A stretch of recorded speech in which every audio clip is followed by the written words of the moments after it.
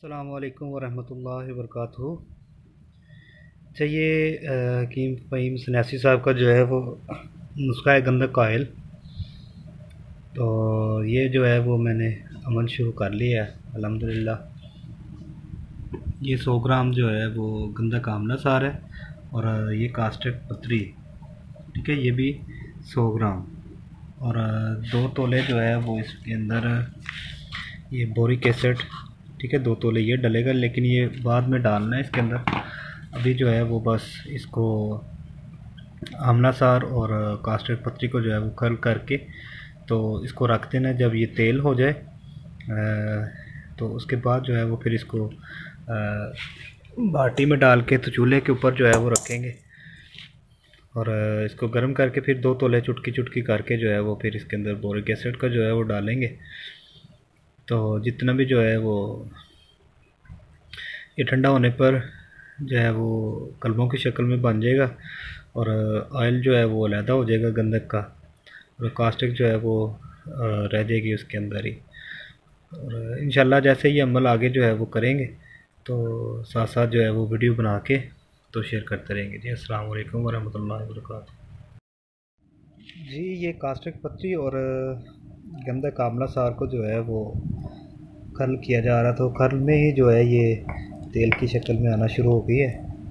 तो और अब इसको जो है वो हम प्लास्टिक के टब में डाल के जो है वो रख देंगे, 1-2 दिन जो है वो पड़ा रहे ताकि ये खुल के जो है वो तेल हो सके।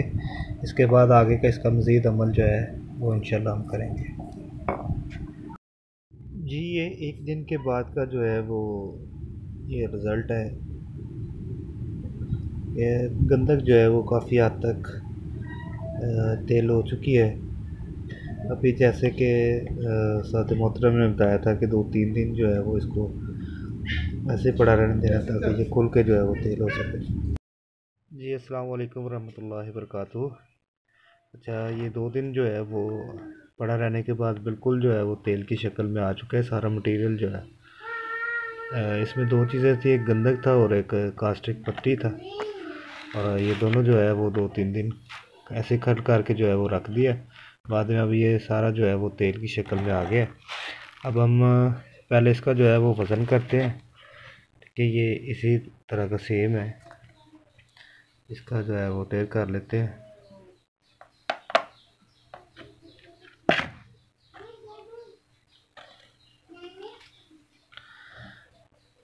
ये तकरीबन जो है वो 277 ग्राम जो है वो इसका वज़न है। तो इंशाल्लाह अब इसको जो है वो रेत के अंदर पकाएंगे हम। जी, ये हमने इसके अंदर जो है वो मुंतकिल कर लिया है कढ़ाई के अंदर, और अब हम इसके अंदर जो है वो बोरिक एसिड लेंगे।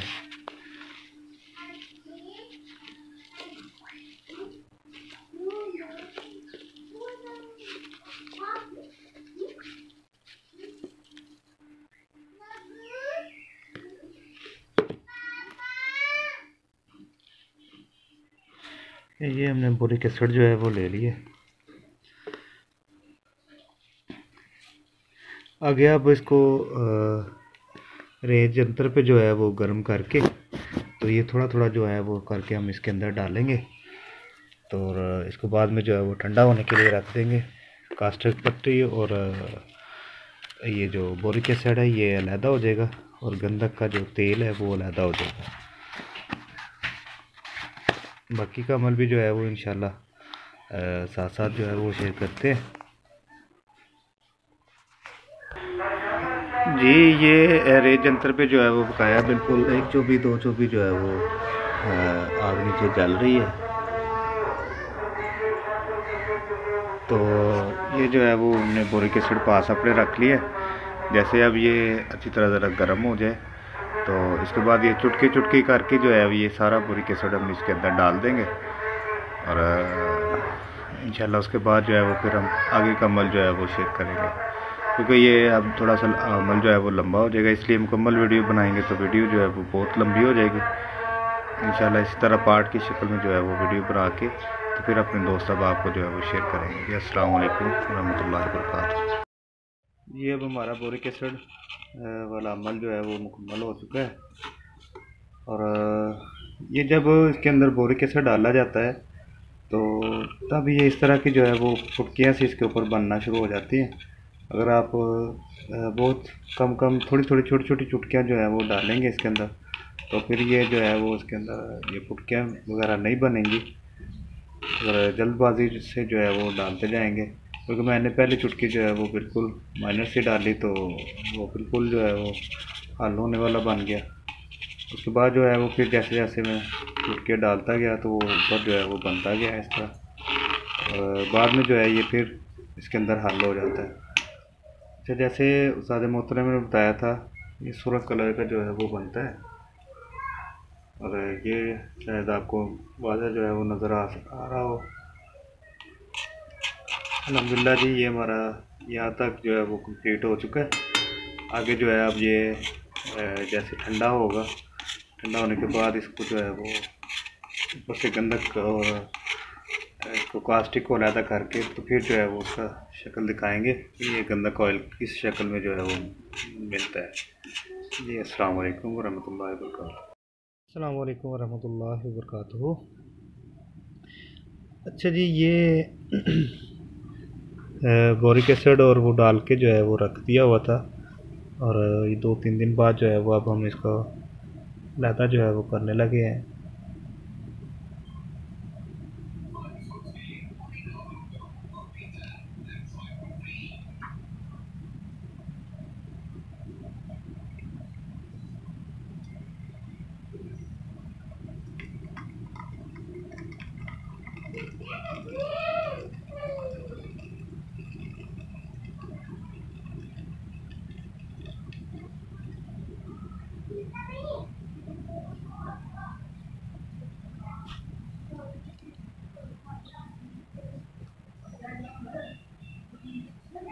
ये गंधक ऑयल तो जो है वो लहदा जो है वो हो चुका है, लेकिन गंधक इसके अंदर जो है वो 100 ग्राम गंधक जो है वो डाली थी और 100 ग्राम इसके अंदर कास्टिक था। और वेटेड जो है वो ये काफ़ी हो चुका है। अभी हम दोबारा से जो है ये आप चेक कर सकते हैं, 120 ग्राम जो है वो मैंने अभी उतारा है। या शायद कोई अभी ये कलमे शलमे जो है वो नहीं बनी, फिर से दोबारा से जो है वो चेक करेंगे इसके अमल को। एक बार ये भी चेक कर लेते हैं कि जैसे उस्ताद मोहतरम ने जो है वो बताया था तो उस हिसाब से जो है अब हम इसका भी वेट कर लेते हैं कि ये बाकी मटेरियल जो है वो कितना है। ये 150 ग्राम जो है वो